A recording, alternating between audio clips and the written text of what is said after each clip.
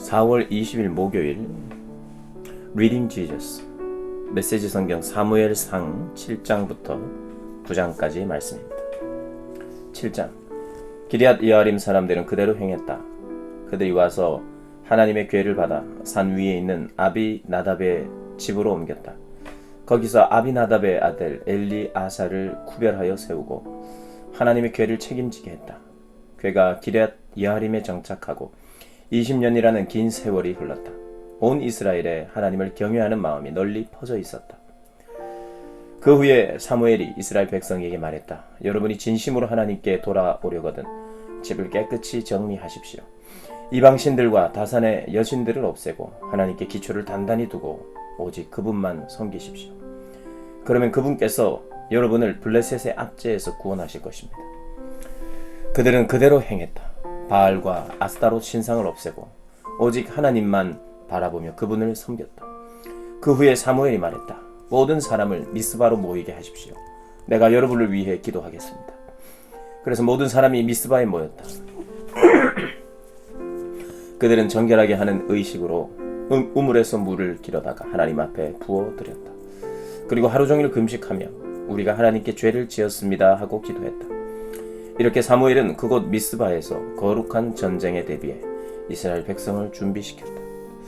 이스라엘이 미스바에 모였다는 소식이 블레셋 사람에게 전해지자 블레셋 지도자들이 그들을 치려고 나왔다. 이스라엘은 그 소식을 듣고 두려워했다. 블레셋 사람이 다시 행동을 개시했기 때문이다. 그들은 사무엘에게 간청했다. 온 힘을 다해 기도해 주십시오. 마음을 놓쳐서는 안 됩니다.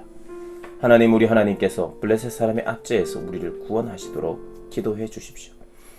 사무엘은 아직 젖을 떼지 않은 어린 양 한 마리를 가져다가 하나님께 온전한 제물로 바치고 이스라엘을 위해 하나님께 간절히 기도했다. 그러자 하나님께서 응답하셨다. 사무엘이 제사를 드리고 있을 때에 블레셋 사람이 이스라엘과 싸우려고 가까이 다가갔다. 바로 그때 하나님께서 천둥을 내리치시니 블레셋 머리 위로 천둥 소리가 크게 울렸다. 그들이 겁에 질려 허둥지둥 도망쳤다. 대혼란이었다. 이스라엘은 미스바에서 쏟아져 나와 블레셋 사람을 추격하여 벳갈 너머에 있는 지점에 이를 때까지 그들을 닥치는 대로 죽였다. 사무엘은 돌 하나를 가져다가 미스바와 센 사이에 곧게 세웠다. 그는 하나님께서 이곳에서 우리를 도우셨다는 표시다 라고 하면서 그 돌의 이름을 에벤에셀 도움의 돌이라고 했다. 호되게 당한 블레셋 사람이 다시는 경계를 넘어오지 않았다. 블레셋이 살아있는 동안에 하나님께서 블레셋을 엄히 다루셨다. 이스라엘은 전에 블레셋 사람이 빼앗아 간 성읍 곧 에그론에서 가드까지의 모든 성읍을 되찾았다. 그 주변 지역들도 블레셋의 지배에서 해방시켰다. 이스라엘과 아모리 사람 사이에도 평화가 임했다. 사무엘은 살아있는 동안 이스라엘의 든든한 지도력을 발휘했다. 그는 해마다 베델에서 길갈과 미스바로 순회하며 이스라엘을 돌아보았다. 그러나 항상 자기 거처인 라마로 돌아와 그곳에서 이스라엘을 다스렸다. 그는 거기서 하나님께 제단을 쌓았다. 8장 사무엘이 나이가 많이 들자 자기 아들들을 이스라엘의 사사로 세웠다. 맏아들의 이름은 요엘이고 둘째의 이름은 아비야였다. 그들은 직무를 맡아 브엘세바에서 일했다. 그러나 사무엘의 아들들은 그와 같지 않았다. 자기 욕심을 채우려고 뇌물을 받았고 재판에서 부정을 일삼았다. 그들에게 진절머리가 난 이스라엘의 모든 장로가 라마로 가서 사무엘에게 따졌다. 그들은 이런 주장을 내세웠다. 보십시오. 당신은 이제 늙었고 당신의 아들들은 당신을 따르지 않고 있습니다. 우리가 원하는 바는 이것입니다. 다른 모든 나라처럼 우리에게도 우리를 다스릴 왕을 세워주십시오. 사무엘은 우리를 다스릴 왕을 주십시오 라는 그들의 요구를 듣고 마음이 상했다. 얼마나 괘씸한 생각인가. 사무엘은 하나님께 기도했다. 하나님께서 사무엘에게 대답하셨다. 그들이 요구하는 것을 들어주어라. 그들은 지금 너를 버리는 것이 아니라 그들의 왕인 나를 버렸다. 내가 그들을 이집트에서 이끌어낸 날부터 오늘까지 그들은 늘 이런 식으로 행동하며 나를 버리고 다른 신들을 쫓았다. 이제 내게도 똑같이 하는 것이니 그들 뜻대로 하게 두어라. 다만 그들이 당하게 될 일들을 경고해 주어라. 왕이 다스리는 방식과 그들이 왕에게 당하게 될 일들을 말해 주어라. 그래서 사무엘은 그들에게 말했다. 왕을 달라고 요청하는 백성에게 하나님의 경고를 전했다. 여러분이 말하는 왕이 다스리는 방식은 이렇습니다. 그는 여러분의 아들들을 데려가 전차병과 기병, 보병 등의 군사로 삼고 대대와 중대로 편성할 것입니다. 어떤 이들에게는 왕의 농장에서 강제 노역을 시켜 밭을 갈고 추수하게 하고, 어떤 이들에게는 전쟁 무기나 왕의 호사스러운 전차를 만들게 할 것입니다. 여러분의 딸들을 데려가서 미용사와 종업원과 요리사로 부릴 것입니다. 그는 여러분의 가장 좋은 밭과 포도원과 과수원을 빼앗아 왕의 가까운 친구들에게 넘겨줄 것입니다. 왕의 수많은 관료들을 유지하기 위해 여러분의 작물과 포도에 세금을 매길 것입니다. 여러분이 소유한 가장 뛰어난 일꾼과 가장 건강한 짐승들을 데려다가 자기 일에 쓸 것입니다. 여러분의 양떼에 세금을 부과하여 결국 여러분을 종이나 다름없이 부릴 것입니다. 여러분이 그토록 원했던 왕 때문에 절박하게 부르짖을 날이 올 것입니다. 그러나 그때 하나님의 응답을 기대하지는 마십시오. 그러나 백성은 사무엘의 말을 들으려 하지 않았다. 아닙니다. 그들은 말했다. 우리도 우리를 다스릴 왕이 있어야겠습니다. 그러면 우리도 다른 모든 나라처럼 될 것입니다. 왕이 우리를 다스리고 지도하며 우리를 위해 싸워 줄 것입니다. 사무엘은 그들의 말을 받아서 하나님께 그대로 아뢰었다. 하나님께서 사무엘에게 말씀하셨다. 그들의 말을 들어주어라. 그들에게 왕을 세워주어라. 그 후에 사무엘은 이스라엘 사람들을 흩어보냈다. 집으로 돌아가십시오. 각자 자기 성읍으로 돌아가십시오. 9장. 베냐민 지파에 기스라는 사람이 있었다. 그는 유력한 베냐민 사람으로 아비엘의 아들이었다. 아비엘은 스롤의 아들이고 스롤은 고랏의 아들, 고랏은 아비야의 아들이다. 기스에서 사울이라는 아들이 있었는데 아주 잘생긴 젊은이였다. 그보다 준수한 사람은 없었다. 그는 말 그대로 남들보다 머리 하나만큼 키가 더 컸다. 기스가 나귀 몇 마리를 잃어버렸다. 그는 아들에게 말했다. 사울아, 종 하나를 데리고 와서 나귀를 찾아보아라. 사울은 종을 데리고 나귀를 찾으러 갔다.